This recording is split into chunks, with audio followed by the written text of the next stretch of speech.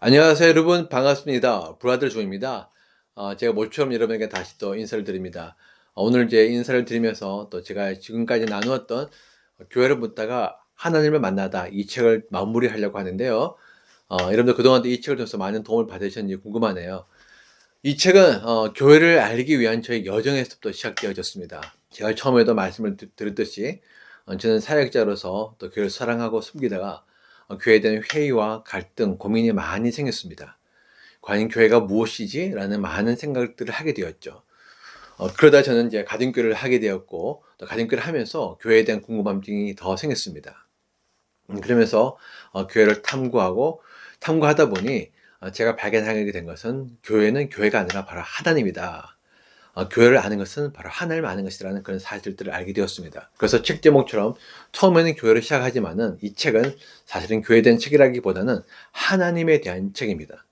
여러분들이 정말 이 책을 보신 분들이라면 아마 이 책이 하나님에 대한 책이며, 그리고 이 책을 통해서 하나님이 어떤 분인지 더 많이 알게 되었을 거라 생각합니다. 이 책을 보신 분들이 제게 공통적으로 하는 이야기가 바로 그것들이었습니다. 정말 책 제목대로 교회에 대한 이해와 지식도 많이 새로워졌지만은 교회를 향한 하나님의 마음과 생각과 뜻을 알게 되었다고 고백하는 분들이 많았습니다. 여러분들은 이 교회를 통해서 여러분 하나님을 어떻게 만나셨습니까? 여러분이 만난 하나님은 과연 어떤 분이십니까? 제가 만난 하나님은 바로 삼위일체의 하나님이었습니다. 저는 사실 그전까지만 해도 삼위일체에 대해서 그렇게 중요하게 생각하지 않았습니다. 그런데 교회를 알게 되면서 정말 삼위일체 하나님을 아는 것이 얼마나 중요한지 알게 되었고, 무엇보다 교회는 하나님의 사랑과 하나님의 열정이, 하나님의 계획이 다 이렇게 담겨져 있구나. 그래서 이 교회를 사랑하는 것은 곧 하나님을 사랑하는 것이고, 하나님을 사랑하는 것은 곧 교회를 사랑하는 것이구나라는 걸 알게 되었죠. 사실 성경엔 교회에 대한 이야기로 가득합니다.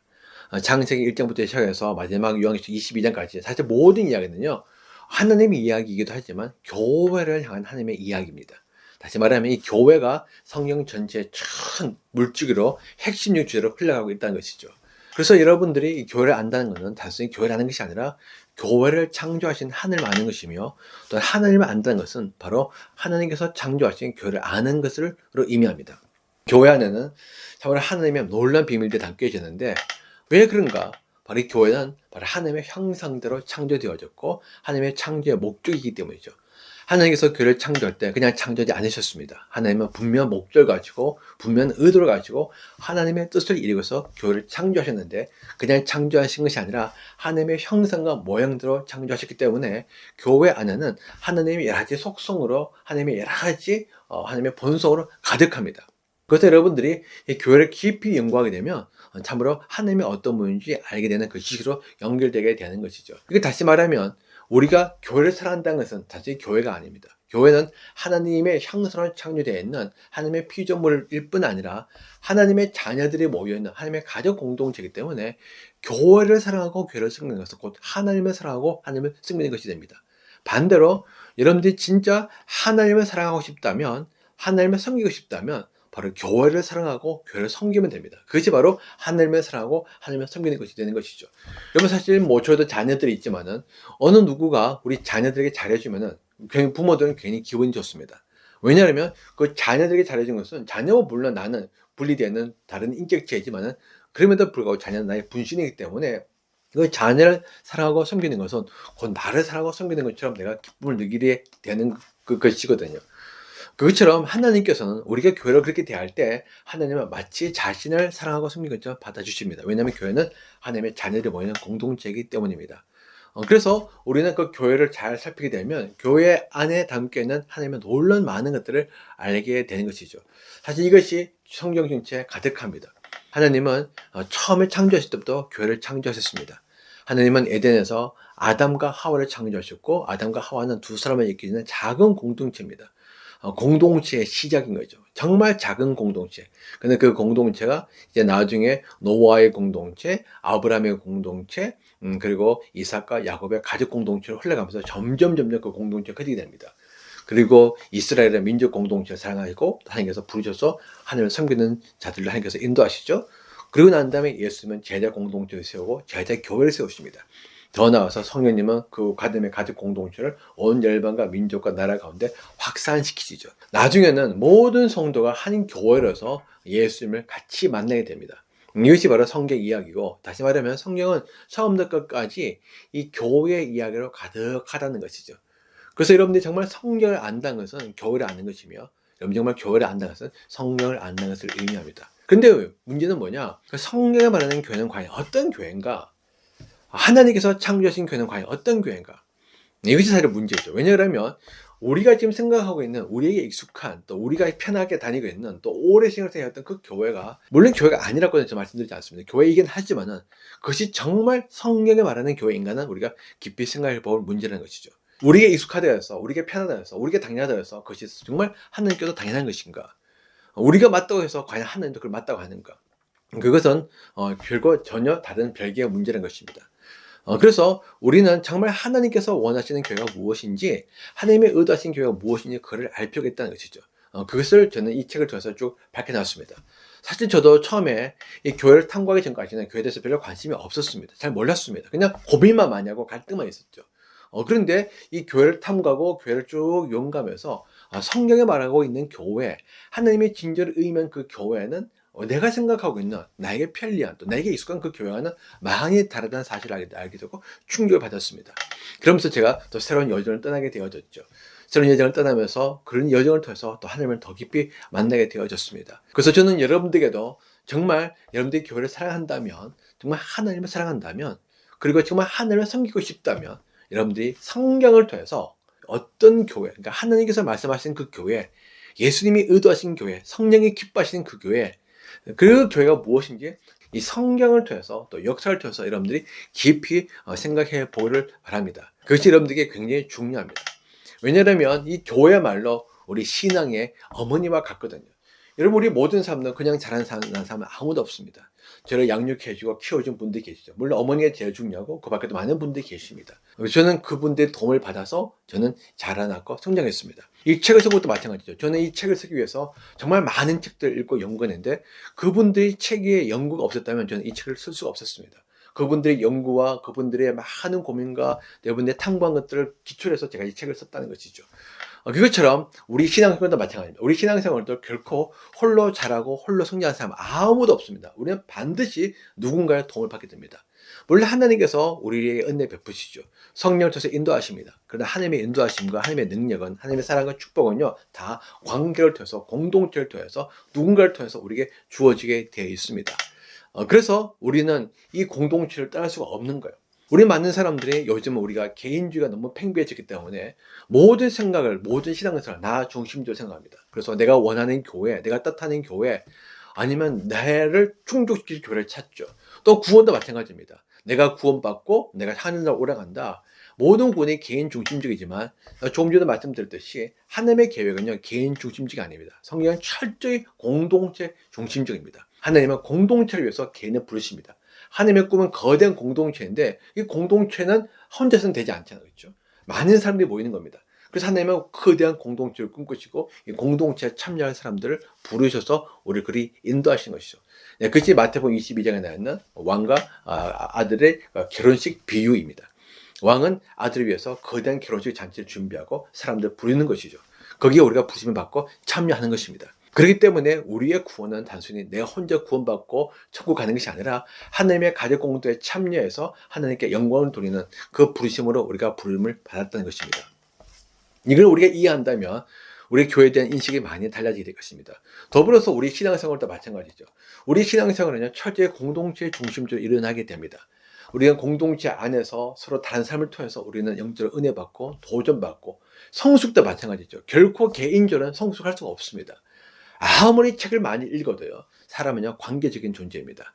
아무리 공부를 많이 해도 사람은 관계적인 존재. 그래서 더불어서 함께 살아가면서 배우는 그 삶의 경험들, 삶의 그 과정들, 물론 힘들고 어렵지만 그걸 통해서 깎이고 다듬어지지 않으면 사람들은 성숙할 수가 없습니다. 성숙하지 못한다는 미성숙하게 된다는 것이죠. 여러분, 미성숙한 사람과 성숙한 사람의 차이가 뭔지 아세요? 미성숙한 사람들은요, 모든 생각의 초점이 자기 자신에게 맞춰졌습니다. 오로지 나를 위해서 살아가는 것이죠.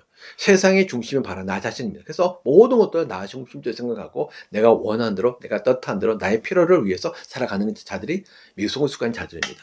그러나 성숙한 사람들은요, 이웃을 돌아보고 다른 사람들 배려하고 고려하고 생각하고 또 그들을 위해서 나 자신을 희생하고 헌신할 수 있는 사람들이 바로 성숙한 사람들이죠.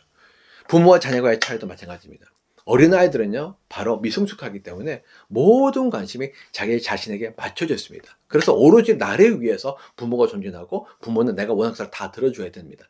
또 들어주지 않으면 화가 나는 것이죠. 그렇지만 부모는 자녀에서 희생하고 헌신합니다. 그리고 가족 모두를 고려하고 배려하면서 그리고 가족들을 위해서 우리가 생각하고 계획을 세우고 살아가는 것이죠. 우리의 성도도 마찬가지입니다. 미성숙한 성도는요, 모든 생각이 나 중심적입니다.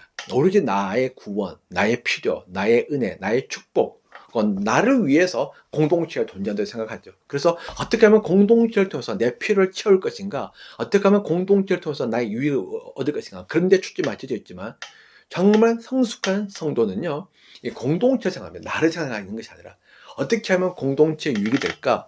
어떻게 하면 공동체의 필요를 채울 것인가? 어떻게 하면 다른 사람들 배려하고 고려하고 이해하고 도와줄 것인가? 어떻게 하면 나를 통해서 저 사람들이 영적으로 유익을 누려서 더 성장할 것인가? 거기에 모든 삶의 초점이 맞춰지게 되는 것입니다. 이것이 바로 중요합니다. 그래서 이 성숙한 성도는 정말 철저히 공동체 중심적으로 살 수밖에 없고요. 미성숙한 성도는 철저히 자기 중심적으로 살게 됩니다. 근데 요즘 이 시대가 그런 시대라는 것이죠. 이 개인주의 문화가 교회 안에까지 들어와서 많은 사람들이 정말 자기 중심적인, 자기 구원, 자기 축복, 자기 모든 것들을 위해서 살아간다고 그렇게 믿고 있지만은, 그러나 교회는 그런 것이 아닙니다. 성경이 말하는 성도의 삶도 그런 것이 아닙니다. 성도는 철저히 교회 중심적으로 성도와 함께 더불어 살아가는 모습, 그것이 바로 하나님의 뜻이죠. 그리고 그 삶을 통해서 하나님께서 사실 우리를 기뻐하고 즐거워하십니다. 우리의 영적인 성숙함도 우리 공동체에서 일어나게 되는 것이죠. 사실 우리의 부르심 자체가 공동체를 위한 부르심이기 때문에 우리는 공동체를 떠날 수는 없습니다. 떠나게 된다면 하나님께서 우리의 부르심 자체를 우리 거역하게 되는 것입니다. 더불어서 하나님께서 주신 영적 축복도 우리는 다 공동체를 통해서 누리게 됩니다. 우리가 삶을 통해서 누리는 유익들. 저도 너무너무 많은 유익을 누리게 되거든요. 제가 공동체 섬기면서 제가 그런 얘기를 많이 합니다. 여러분도 저를 통해서 많은 유익을 누리겠지만 저도 여러분이 계시기 때문에 너무나 많은 유익을 누립니다. 제 인생에 있어서 또 일주일에 있어서 가장 기쁘고 즐거운 시간은 공동체 함께 만나는 시간입니다. 그 시간이 가장 즐거운 시간이요. 또 교제 나누면서 너무나 많은 것들을 듣고 보고 배우고 경험하게 되죠. 또한 그들을 가르치고 또 섬기기 위해서 저도 준비해서 또 성장하게 됩니다. 그들에게 관심을 가지고 기도하면서 제가 더 기도하게 되는 것이죠. 그들이 있기 때문에 저는 영적으로 성장하고 성숙하게 되는 것입니다. 그들 때문에 저는 삶의 기쁨을 누리게 되고 삶의 보람을 느끼게 되고 삶의 의미를 찾게 되는 것이고 그리고 내가 영적으로 더 강건해지게 되는 것입니다. 더 나아가서 우리가 하나님 앞에 섰을 때도 하나님께서 우리의 삶의 현장에서 우리가 우리의 이웃과 우리 공동체를 얼마나 사랑하고 섬겼는지를 보시고 우리 삶에서 하나님께서 보상하여 준다는 것이죠. 정말 여러분들의 삶에서 더 많은 보상을 누리고 싶습니까? 그리고 나중에 하늘나라에 나에서 정말 하나님의 놀라운 축복을 더 많이 누리고 싶습니까? 그렇다면 사실은 여러분들이 공동체를 섬기게 되는 것입니다. 공동체 안에서 공동체 더불어서 살아가야 된다는 것이죠. 하나님의 우리의 부르심도 하나님의 축복도 하나님의 능력도 하나님의 영광도 하나님의 임재도 하나님의 은혜도 그리고 우리의 삶에 주어지는 삶의 많은 열매들과 결과들도 나중에 하나님께 주실 그 영적인 보상들까지도 모든 것들은 다 이 교회를 통해서 우리에게 주어지게 되는 것입니다. 그렇기 때문에 우리는 교회를 떠나서 신앙생활을 할 수도 없고 하나님을 기쁘게 한다는 그건 불가능한 일이라는 것이죠. 그렇다면 정말 우리가 이 교회를 우리가 알아야 되는데 문제는 뭐냐? 우리가 이 교회에 대해서 잘 모르고 있다는 것입니다. 많은 분들이 교회를 열심히 섬기고 있습니다. 열심히 섬기는 자체는 너무 좋아요. 그렇지만 열심히 섬기는 것보다 더 중요한 것은 바르게 섬기는 것입니다. 그것이 더 중요한 부분입니다. 근데 우리 많은 사람들이 바르게 섬기는 것에 대해서는 별 관심이 없고요. 그냥 열심으로 하나님 앞에 나아가더라고요. 우리가 열심으로 주 앞에 나가지만은 그 열심이 하나님께 도달되지 못한다면, 하나님께서 받지 않는다면 그 열심이 무슨 의미가 있겠습니까? 여러분 바리새인들 보십시오. 바리새인들 정말 열심히 섬겼습니다. 그렇죠? 정말 열심히 섬겼잖아요. 그렇지만 그 열심은요, 오히려 하나님의 대적한 열심이었고 하나님의 책망과 예수님의 저주를 받는 섬김이었을 뿐입니다. 그렇기 때문에 우리는 이 열심으로 하나님 앞에 나가는 게 굉장히 위험할 수 있다는 겁니다. 열심보다 더 중요한 건 바른 겁니다. 정말 하나님께서 무엇을 원하시나, 하나님의 뜻이 무엇인가, 하나님의 계획이 무엇인가, 하나님의 의도가 무엇인가, 하나님의 무엇을 원하시는가를 우리가 알고 우리가 섬기는 것, 그것이 더 중요하다는 것이죠. 그래서 호세아 6장 6절에 이렇게 나와 있습니다. 내가 바라는 것은 변함없는 사랑이지 제사가 아니다. 불살라 바치는 제사보다는 너희가 나 하나님 알기를 더 바란다. 내가 바라는 것은 변함없는 사랑이지 제사가 아니다. 제사 자체가 나쁘다는 건 아닙니다. 제사는 너무 중요하죠. 그러나 제사보다 더 중요한 것이 있는데 그게 바로 사랑이라는 것입니다. 그런데 우리의 마음은 어디 있죠? 불살라 바치는 제사, 어떻게 하면 또 뜨거운 제사, 더 많은 제사, 이런 것에 관심이 있지만 하나님은 변함없는 사랑이고 나를 알기를 원한다. 불살라 바치는 제사보다는 너희가 나 하나님을 알기를 원한다라고 말씀하고 계십니다. 다시 말하면 하나님은 우리의 열정보다도 정말 하나님 자신에 대해서 알기를 원한다는 것이죠. 또 우리의 이사야서 5장 13절 말씀에 이렇게 나왔습니다. 나의 백성은 지식이 없어서 포로가 될 것이요 귀족은 굶주리고 평민은 갈증으로 목이 탈 것이다. 이사야가 말했던 이 상황은요, 이제 곧 이스라엘이 나중에 바벨론의 포로되는 상황이 오게 될 것인데, 이런 상황이 오게 된 이유가 과연 무엇이냐? 바로 이스라엘의 유대인들이 하나님을 몰랐다는 것입니다. 여러분, 이스라엘이 하나님을 떠난 적이 한 번도 없습니다. 하나님과 함께 우선 동시에 섬겼죠. 그들은 나름대로 섬겼지만 하나님의 원하는 섬김이 아니었습니다. 그리고 난 다음에 하나님께 인정해 달라고 하는 거죠. 내가 열심히 섬겼으니까 하나님 인정해 주십시오. 그래서 하나님은 말씀하십니다. 그거는 너가 원하는 것이지 내가 원하는 것이 아니었어. 그렇기 때문에 너희의 섬김은 내가 받아들일 수 없어. 너희는 정말 섬기기에 앞서서 내가 무엇을 원하는지 알아야 돼요. 너한테 필요한 것은 열정과 헌신이 아니고 먼저 나를 바르게 아는 것이야. 그래서 나의 백성은 지식이 없어서 포로가 될 것이요. 이스라엘 백성들이 하나님을 몰랐기 때문에 그들은 나중에 결국 포로가 되고 만 것입니다. 우리가 누가복음 10장을 보게 되면 또 유명한 마르다와 마리의 이야기도 나오죠. 예수님께서 마르다 집에 찾아갔습니다. 마르다 너무 기쁘고 좋죠. 감사하죠. 그래서 예수님을 위해서 또 음식을 준비했습니다. 집도 청소하고 있죠. 근데 얼마나 많습니까? 예수님 외에도 12제자 있으면 남자만 13명인데 준비할 게 많죠. 바쁩니다. 근데 동생이 도와주지 않는 것이죠. 동생 예수님 오니까 딱 예수님 앞에 머물러서 예수님 이야기 듣고 있습니다. 그래서 마르다가 화가 났습니다. 주를 위해서 할 것이 너무나 많은데 이 바쁜 상황에, 이 중요한 상황에 동생은 앉아서 예수님의 말씀을 듣고 있어? 라고 이야기합니다. 그러자 예수님께서 말씀하시죠. 마르다에게. 마르다야, 너가 너무 많은 일로 분주하다. 그러나 좋은 일, 중요한 일은 그렇게 많지 않다. 마르다는 이 중요한 것을 선택했기 때문에 빼앗기지 않을 것이야. 마르다야, 너가 날 위해서 섬기는 거 너무 좋아. 하지만 내가 진짜 원하는 것은 그게 아니고 나는 너와 교제, 사랑의 사귐을 갖기를 원해. 이게 중요한 거야. 나는 너와 깊은 사랑의 사귐을 갖기를 원하는데 너는 그거보다는 나를 알기보다는 나와 관계 맺기보다는 너는 너의 일을 하기에 너무 바쁘구나. 근데 나는 그렇게 원하지 않아. 여러분, 우리가 혹시 이런 상태에 있지는 않습니까? 아마 이 방송을 듣는 분들은 나름대로 교회에 대한 고민과 갈등이 있기 때문에 아마 들으실 걸 생각합니다. 그런 분들이 듣지 않겠죠. 교회에 대한 주제는 사실은 사역자들도 관심이 없는 주제거든요. 그렇지만 다시 한번 생각해 봅시다. 과연 우리는 지금 현재 어떤 상태에 있는가? 정말 우리는 열심으로 나아가는가? 아니면은 하나님이 기뻐하시는 그 바른 지식으로 나아가는 것인가? 저는 이 시대에 우리에게 정말 필요한 것은 많은 열정, 헌신, 봉사, 충성이 아니고 물론 그것도 중요하지만 그보다 더 긴급하게 정말 중요한 건 뭐냐? 정말 하나님이 뭘 원하느냐? 하나님이 어떤 분이냐? 하나님이 뭘 하고 계시느냐? 그것을 우리가 성경을 통해서 명확히 아는 것, 그것보다 더 중요한 것은 없다고 믿습니다. 그렇다면 여러분들은 하나님의 설계를 발견하게 될 것입니다. 제가 안타까운 부분은 뭐냐면 그냥 우리가 너무 맹목적으로 믿는 것이 아닌가. 남들이 믿는 대로, 시키는 대로 그냥 생각 없이 따라가는 것이 아닌가. 참으로 안타까운 것은 여기에 대해서 깊은 고민과 고찰이 없다는 것이죠. 그냥 목사님이 시키니까, 교회에서 시키니까, 다른 사람들이 시키니까, 아니면 하니까 그냥 다른 것으로 생각하고 있는 겁니다. 여러분, 포리스트 검프라는 영화를 아십니까? 그 영화를 보면 그 검프가 자기 여자친구 제니를 찾기 위해서 미국 전역을 돌아다닙니다. 막 러닝을 하죠. 나중에 수염도 기릅니다. 그렇지만 사람들이 묻습니다. 근데 아무런 말을 하지 않고 그냥 막 뛰는 거예요. 기인이 막 뛰는 겁니다. 사람들이 신기해서 환영하고 또 카메라가 나와서 방송에서 촬영하고 유명해졌습니다. 그래서 검프가 가는 곳마다 사람들이 막 따라다닙니다. 검프는 목적에서 뛰는 겁니다. 애인을 찾기 위해서. 그렇지만 사람들은 그냥 검프가 뛰니까 다른 사람들이 뛰니까 옆집 사람들이 뛰니까 같이 뛰는 거예요. 그리고 또 검프가 나중에 지쳐서 사막 한가운데서 포기하고 돌아섭니다. 그래서 많은 사람들이 거기서 당황하죠. 우리가 왜 여기 있지? 우리가 어디까지 왔지? 목적 없이 뛰는 거죠. 맹목적으로 뛰는 거죠.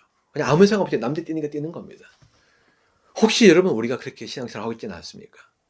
정말 성경을 통해서 하나님이 우리에게 분명히 말씀하셨는데 우리는 그 하나님의 말씀을 듣기보다는, 하나님을 알기보다는 그냥 우리가 맹목적으로 사람들이 하니까, 시키니까 다른 사람들이 따라서 그냥 우르르 그냥 전통과 제도를 따라서 신앙생활을 하는 것은 아닙니까? 여러분, 그렇게 되면 마지막 때는 정말 여러분들이 깊은 후회를 하게 됩니다. 왜냐하면 그런 사람들은 절대 마지막 때 이 환란기를 이길 수가 없다는 것이죠. 이 정말 뿌리 깊은 나무가 되어져야 이 바람이 불어도 흔들리지 않고 가뭄이 들어도 마르지가 않는데, 사람들이 믿음의 뿌리가 너무 얕아요. 왜 얕으냐? 이 말씀을 통해서 정말 하나님의 깊이 만나기를 귀찮아하고 부담스러워하고 피곤해하거든요. 그냥 맹목적으로 혼자 몇 개 듣는 이야기 듣고 나가는 겁니다. 유튜브도 마찬가지죠. 이 유튜브를 저도 하긴 하지만 참 고민이 많은데, 왜 고민이 많느냐? 유튜브는요, 굉장히 잘못하면 맹목적이고 그리고 깊이 없는 신앙으로 가게 됩니다. 여러분들이 정말 신앙생활을 깊이 하기 위해서는, 하나님의 깊이 만나서는 반드시 여러분들이 스스로 책과 기도와 말씀을 통해서 하나님을 만나는 그 시간들, 그리고 더불어서 살아가면서 실제로 삶에서 경험하는 그 과정들이 반드시 있어야 되는데, 그런 과정들을 생략한 채 마치 정말 우리에게는 이 수술이 필요한데 수술은 하지 않고 마치 그냥 타이너를 매달러 그냥 진통하면서 그냥 우리가 통증을 완화하는 걸로 만족하는 것이 아닐까. 그렇지만 하나님은 이런 시대에 하나님이 원하시는 교회로 지금 바꾸고 계신다고 믿습니다. 왜냐하면 조금 전에 말씀드렸듯이, 여러분, 이런 상태로는 우리가 정말 마지막 때에 주님 오실 길을 맞이할 수 있느냐? 물론 맞이할 수 있는 그런 개인적인 이제 신앙의 굳건한 분들도 저는 여러 있다고 믿습니다. 그렇지만 공동체로 맞이하는 것은 전혀 다른 문제고요. 그리고 개인적으로도 사실은 우리가 맞이할 수는 없습니다. 이 마지막 때 가장 중요한 건 공동체입니다. 공동체에 더불어서 우리가 함께 살아갈 때 하나님은 그 공동체에서 은혜를 베푸시는 거죠. 요한계시록 12장을 보게 되면 하나님께서 이 환난기에 이 교회를 광야를 보내서 광야에서 하나님의 은혜를 누리게 합니다. 핍박이 몰아치고 요동친 상황이 오지만은 하나님께서 보호하시는 거죠. 그 교회는 어떤 교회냐? 많은 분들이 생각하기를 어떤 지역적으로 광야 같은 지역에 나가서 하나님께서 보호한다 생각하지만은, 이런 마지막 때는요, 숨을 곳이 없어요. 전 세계 인구가 지금 얼마고, 드론이 있고 인공위성이 있고 지도가 다 나와 있고 GPS가 나와 있는데 사실 숨을 곳이 없죠. 그렇지만 그럼에도 불구하고 하나님께서 보호하시는데, 어떤 교회를 보호하느냐? 광야 같은 교회를 보호하시다 이죠. 광야 같은 교회는 어떤 교회냐면, 여러분, 아무것도 없는 하나님만 있는 교회입니다. 여러분, 이스라엘 백성들이 광야를 지나갔을 때, 여러분, 그 광야에서의 생활은요 정말 단순했습니다. 아무것도 없습니다. 황량했습니다. 하나님만 있는 거예요. 하나님만 바라보는 겁니다. 여러분, 근데 그 광야에서 이스라엘은요, 나중에 그들이 그렇게 원했던 가나안 땅에 들어갔지만 가나안 땅보다 더 많은 하나님의 은혜를 누렸습니다. 광야에서는 하나님의 임재가 있었습니다. 날마다 눈을 뜨면은 구름기둥이 있었고, 밤에 잘 때는 불기둥이 있는 거죠. 불기둥과 구름기둥이 하루 종일 자기를 보호하고 인도합니다. 여러분, 생각해 보십시오. 하나님의 임재를 계속 보고 있었습니다. 시내산에서 하나님의 음성을 들었습니다. 그렇죠? 천둥과 우레 속에서 구름 속에서 하나님이 나타난 것을 경험했습니다. 십계명을 직접 보았습니다. 그리고 하늘에 만나가 떨어졌습니다. 하나님께서 메추라를 보내주었습니다. 시내에 물이 터졌습니다. 하나님께서 인도하셨습니다. 40년 동안 돌아다녔지만 옷도 신발도 헤어지지 않았습니다. 그 기적입니다. 농사 짓지 않았는데, 무역도 하지 않았는데 어떻게 그런 일이 발생될 수 있는 거죠? 하나님의 무한한 은혜를 누리죠. 근데 신기한 것은 그들이 정착되고 난 다음에 안정되게 살면서, 그 삶에서는요, 그런 과거에 누렸던 그 영광과 축복과 은혜와 기적들을 못 누렸다는 거예요, 이스라엘 백성들이. 우리의 삶이 그렇다는 것이죠. 우리 삶에 너무나 많은 것들이 있기 때문에 우리 그것들에 파묻혀서 우리는요, 그 성경에 나와 있는 하나님의 말씀하는 그 영광과 은혜와 축복을 우리는 못 경험합니다. 못 누립니다. 그래서 우리의 믿음은요, 그냥 매우 피상적인 믿음인 거예요. 성경은 성경이고 나는 나인 거죠. 이거는 옛날이고 현재는 다르다는 것입니다. 그러면서 우리는 그냥 뜬구를 잡는 그런 신앙생활을 하고 있지는 않습니까? 그럼 마지막 때 하나님은 다시 한번 우리를 구원하기 위해서 어떤 교회를 인도하느냐? 그냥 가나안 땅에 정착해서 그래서 멋있는 그러한 솔로몬 성전 같은 그런 교회가 아니고, 그런 광야에서 교회, 아무것도 없지만 주님과 관계 있는 교회, 그 교회를 인도하시는 교회인데, 그 교회는 중국이나 북한에 있는 그런 지하 교회와 같은 교회입니다. 우리가 북한에는 지금 얼마나 많은 교회인지 우리는 알지 못하지만 교회가 있다는 사실은 분명히 알고 있습니다. 70년 동안 그렇게 독재자가 교회를 탄압하고 성도 죽이려 했지만은 그들이 다 죽이지 못했습니다. 중국도 마찬가지였죠. 핍박 가운데 교회는 더 성장했습니다. 환난 가운데 더 성장했습니다. 그렇지만은 봉수교회 같은 교회라든지 삼재교회 같은 교회는 사실은 다 어연교회고 거짓교회죠. 통제받고 지배받는 그런 거짓된 교회입니다. 그렇지만 진실된 교회는 지하에서 하나님의 예배드리는 교회죠. 그 교회는 정말 하나님의 자녀들이 모이는 교회예요. 하나님의 사랑하는 교회예요. 하나님을 믿고 의지하는 교회예요. 하나님을 갈망하는 교회입니다. 그들에게는 정말 하나님밖에 없습니다. 아무것도 없어요. 우리가 그렇게 익숙해지는 많은 것들이 사실은 그것이 여러분 오히려 하나님을 낮게 나가는데 큰 방해 된다는 사실을 아십니까? 여러분 수영할 때, 여행 갈 때, 여러분 짐이 많으면요 여행 못합니다. 나그네 인생에 짐이 많으면요 우리 여행하기 어려워요. 수영할 때 덕지덕지 아무리 좋은 옷 입었으면 수영 못합니다. 하나님을 만난 것도 마찬가지죠. 우리가 익숙한 많은 종교적인 것들, 제도적인 것들, 전통적인 것들 이런 것들은요 오히려 하나님을 만날 때 방해가 될 뿐입니다. 근데 우리는 그것을 나오는 것을 너무 두려워하고 부담스러워하고 힘들어하죠. 그것이 없이는 하나님을 만나기를 우리가 생각조차 못합니다. 그래서 우리는 하나님을 깊이 만나지 못하는 거예요. 없으면 없을수록 하나님은 더 치워지는데 우리가 손을 놔야 되는데 비워야 되는데 그래야 하나님이 더 들어오시고 임재하시고 역사하시는데 우리는 그거를 놓지 못하는 거죠. 계속 쥐고 있는 거죠. 그럼 이걸 통해서 하나님을 만나려고 하는 겁니다. 그렇지만 여러분 진짜 이스라엘 백성들이 하나님을 깊이 만났던 것은 가나안 땅에서의 교회가 아니고요. 이런 광야에서의 교회였어요. 하나님은 마지막 때에 다시 한번 그런 교회로 우리를 인도하십니다. 그 교회가 주님의 오시기를 예비하게 되는 것이죠. 그래서 하나님은 그 교회를 위해서 지금 현재 많은 일들을 하고 계십니다. 그 일 중에 하나가 무엇이냐? 교회를 새롭게 하는 과정 속에 있다는 것이죠. 우리의 익숙한 교회, 우리가 편리한 교회, 우리 생각하는 교회, 그렇죠? 그런 교회가 아니고 정말 하나님의 의도하신 교회, 정말 성경이 가르치고 있는 교회, 정말 예수님께서 기뻐하셨던 교회, 정말 예수님께서 세우기를 원하셨던 그 교회, 성령께서 세우셨던 그 교회를 주님은 세우기를 원하시고 다시 회복을 원하십니다. 그것이 우리에게는 익숙하지 않을 겁니다. 낯설고 부담스럽고 힘들겠지만 그러나 그 교회로 들어가는 것이 바로 우리가 구원의 길로 들어가는 것입니다. 여러분 사실 여러분 세상 사람들이 살고 있다가 방주로 들어가는 거 쉽겠습니까? 결코 쉽지 않죠. 그러나 방주로 들어가는 것이 바로 구원의 길로 들어가는 것입니다.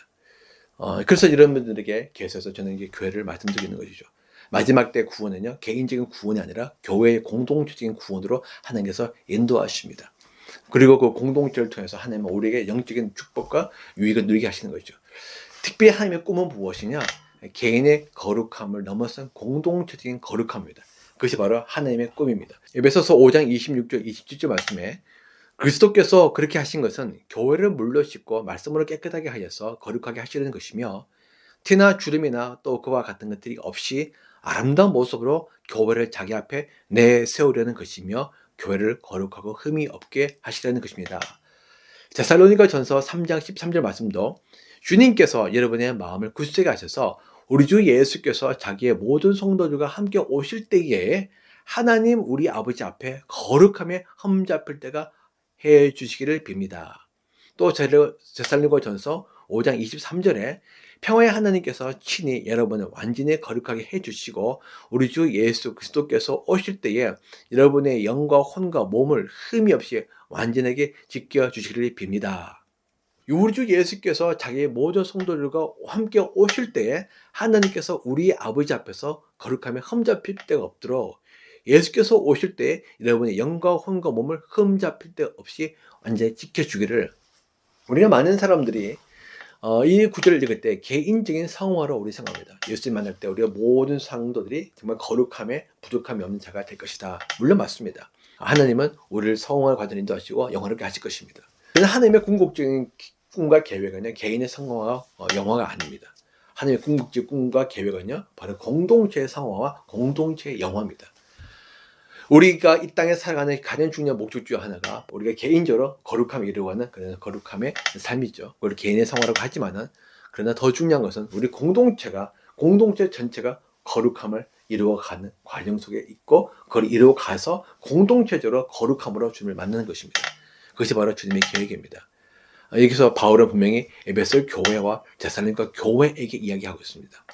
주님의 계획은 개인을 넘어서서 공동체적으로 거룩하고 성숙하여서 아름다운 신부로 주님을 맞이하게 하는 것입니다.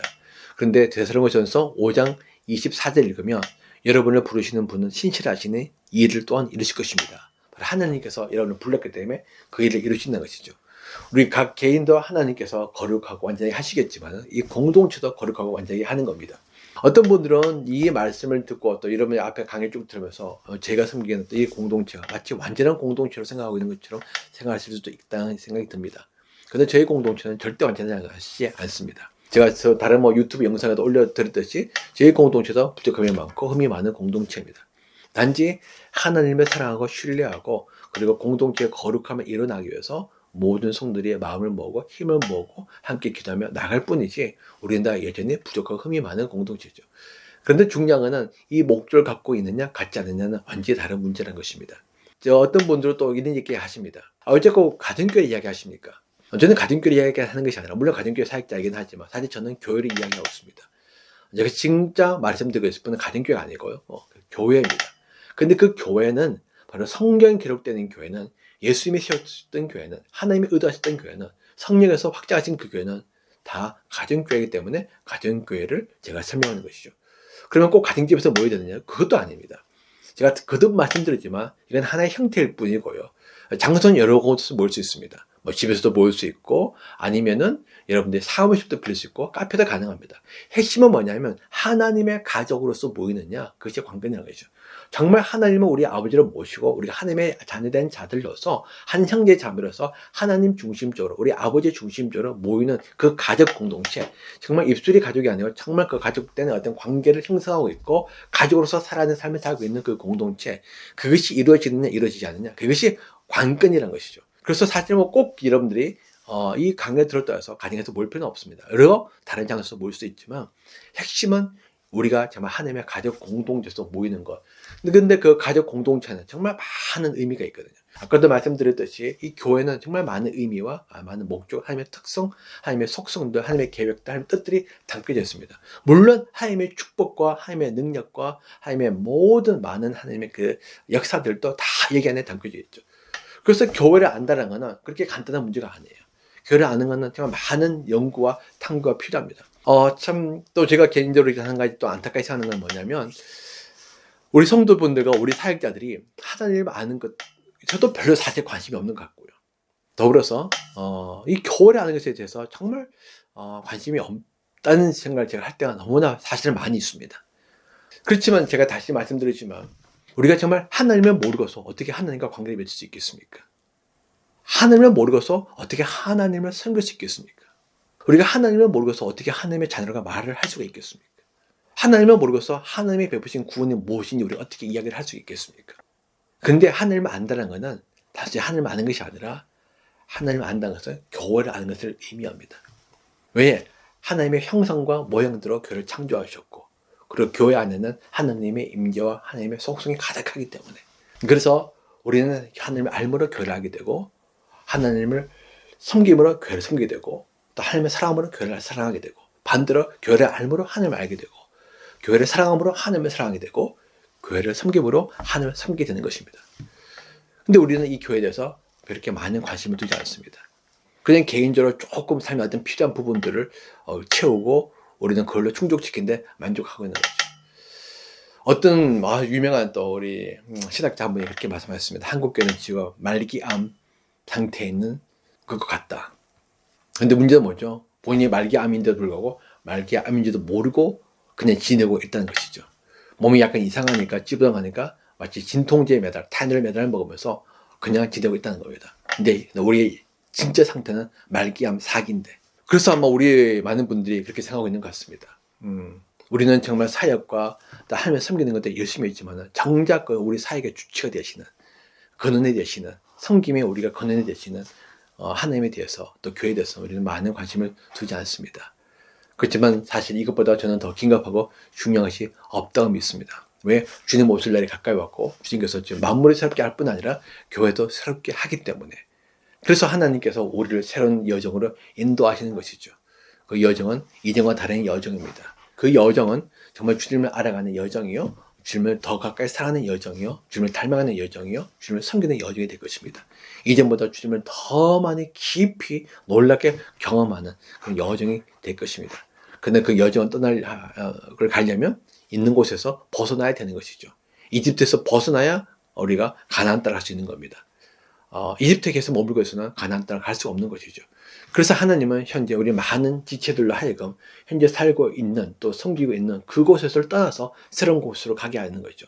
어떤 분은 왜 간지도 모르고 떠납니다. 그렇지만 그것은 바로 하나님의 축복이 있고 하나님의 계획이 있는 것입니다. 마지막 때 하나님께서 구원의 방주로서 하나님의 사람들을 살리기 위해서, 구원하기 위해서 하나님께서 그 여정으로 사람들을 이끌고 있는 거죠. 여러분, 이름이 방주로 해서 방주의 교회가 되는 것이 아닙니다. 물론 저희 교회도 사실 방주의 교회이지만은 정말 이 구원의 방주가 된다는 것은 또 다른 많은 의미가 있어요. 그래서 하나님은 진짜 이름이 방주가 아니라 마지막 때 정말 구원의 방주의 역할을 감당할 그 공동체를 세우기 위해서 하나님은 이 새로운 여정으로 우리를 부르고 계시다는 것입니다. 그 여정 속에 제 책이 여러분들에게 조금이나마 도움이 되기를 원합니다. 왜 하나님께서 이런 여정을 인도하시는지, 진정 하나님의 꿈이 무엇이고 하나님의 계획은 무엇인지, 그리고 이걸 위해서 하나님은 무엇을 하셨는지, 그리고 이걸 이루는 하나님은 과연 어떤 분이신지, 여러분들이 제 책을 통해서 조금이나마 하나님을 깊게 알아가고 바르게 알아가는 그런 계기가 되기를 바랍니다. 그렇다면 저는 무척이나 기쁘고 감사할 것 같습니다. 마지막으로 바라는 것은 여러분들이 이 여정들을 통해서 어느 때보다도 하나님과 더 가까워지길 바랍니다. 그리고 정말 여러분들이 하나님을 더 가까워짐을 통해서 여러분들이 하나님을 알아는 지식들이 새로워지고, 그래서 참으로 하나님이 이런 분이셨구나 여러분이 깨닫게 되어지고, 그러므로 말하면 여러분의 입술과 마음에서 정말 진정한 찬양과 감사의 기도가 나기를 원합니다. 2023년이 끝나고 2024년이 되었습니다. 하나님께서 정말 새로운 일을 행하실 것입니다.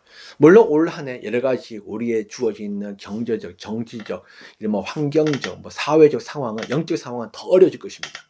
그렇지만 하나님은 하나님이 계속 해가십니다. 그것은 무엇이죠? 바로 구원을 이루기 위한 하나님의 계획들을 하나님은 다 이루고 계시고, 그 중심에는 교회가 있고, 하나님은 그 교회를 사랑하기 때문에 하나님의 기뻐하는 교회로 만들기 위해서 또 교회를 새로운 여정을 이끌실 것이란 것이죠. 여러분들이 기도하시기 바랍니다. 하나님 무엇을 원하십니까? 무엇을 뜻하십니까? 하나님, 정말 제가 하나님이 원하시는 길을 가겠습니다. 얼마 전에 어느 분이 기도하시면서 그렇게 말씀하셨습니다. 하나님, 정말 저에게 말씀하여 주십시오. 하나님 무엇을 원하십니까? 무엇을 뜻하십니까?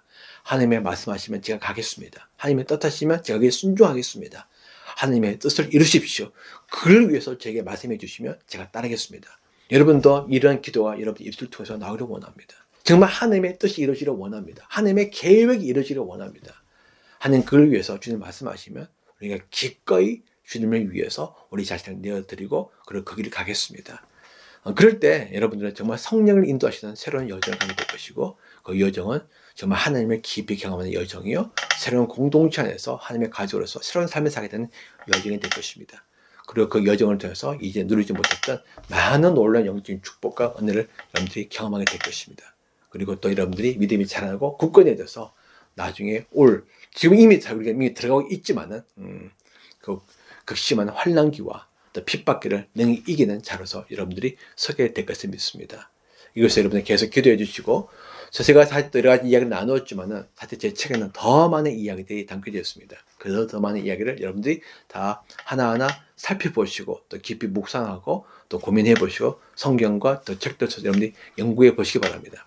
그런 사람들이 이 마지막 때를 이기는 자들이 될 것입니다.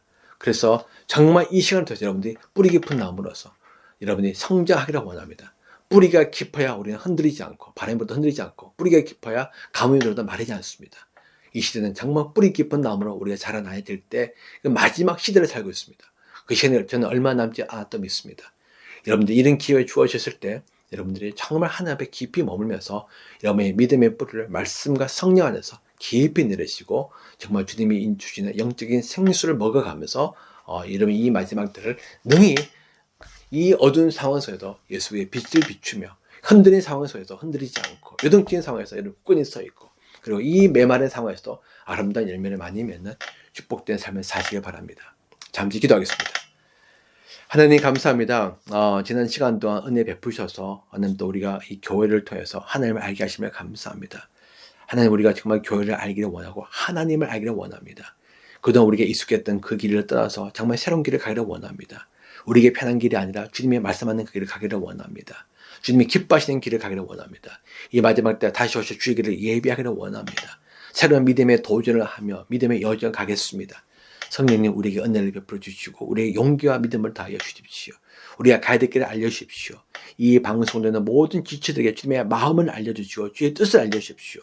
무엇보다 주를 향한 영적인 열망과 갈망을 다해 주셔서 하나님 앞에 머물면서 말씀을 통해서 책을 통해서 기도를 통해서 하나님을 알아가고 하나님의 뜻을 발견해가고 하나님의 뜻으로 그 영혼이 충만해지는 시간으로 주님 삼으십시오. 그래서 2024년, 2025년 새롭게 다가오는 모든 시간들 속에는 이전보다 더 하나님과 가깝고 성령과 더 밀접하게 동행하면서 하나님의 구원의 역사에 동참하고 정말 하나님의 어떤 분이 날마다 경험하고 누리는 영적인 축복을 허락하여 주옵소서. 예수님 이름으로 감사하며 기도합니다. 아멘.